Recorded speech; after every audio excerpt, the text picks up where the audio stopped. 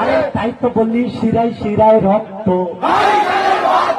শিরায় শিরায় রক্ত, আরে দিয়েছি তো রক্ত, আরে সেই রক্তের বন্যায়, আরে সেই রক্তের বন্যায়, আরে 29 এপ্রিল আসছে দিন, আরে পাড়ায় পাড়ায় বলে দিন, আরে গ্রামগঞ্জে বলে দিন। আর সওগাত বাবু কি বলেছিল মনে আছে তো? আন্দোলন কোথায় গিয়ে করতে বলেছিল? তাহলে ভোট চাই, তাহলে কোথায় পাঠাবো বলবো তো?